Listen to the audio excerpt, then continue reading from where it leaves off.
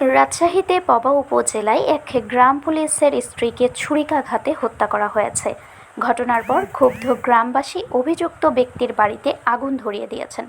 শুক্রবার সন্ধ্যা 7:30টার দিকে রাজশাহীর পবা উপজেলার হরিয়ান পূর্বপাড়া গ্রামে এই ঘটনা ঘটে।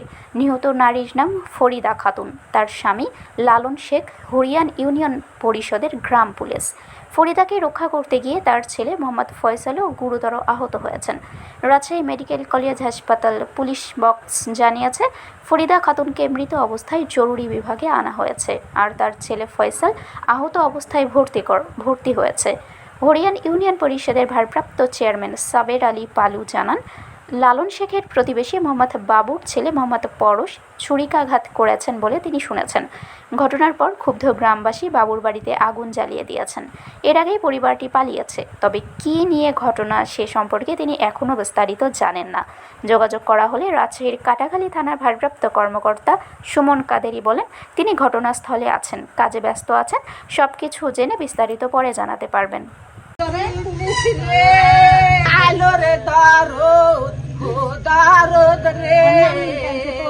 যে ছেলে মারছে সে ছেলেটা হচ্ছে ওই ছাদের উপর উঠে গাঁজা খেত আর দুইটা বন্ধু নিয়ে। ওর মা এই পাশ দিয়ে যাওয়ার পথে ওর মা ওই আমার দাদি শাশুড়ি তখন বলে যে ওই এক জায়গায় নাকি মার্ডার হয়েছে, ছেলে মাকে মার্ডার করছে, তার কোনো বিচার হয়নি।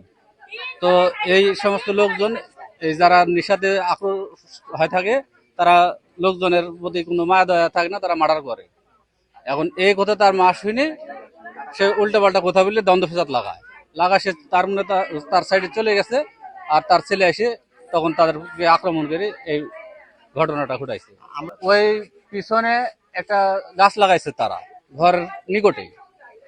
এখন ওরা ওই সামান্য একটু বলে জায়গা পায়, মানে 2 হাত 2.5 হাত, এই জায়গার পিছনে গাছ লাগাইতে আসছে।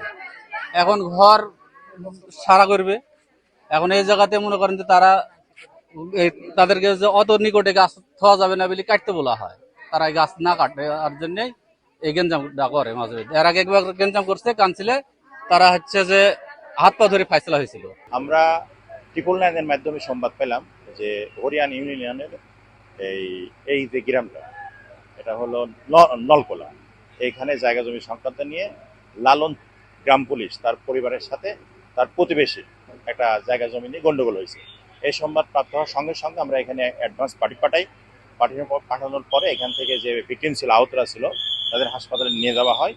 হাসপাতালে নেওয়ার পরে শুনছি যে লালন চৌকিদারের ওয়াইফ, নাম হলো ফরিদা, সে মারা গেছে, আর ওনার ছেলে হাসপাতালে অসুস্থ আছে।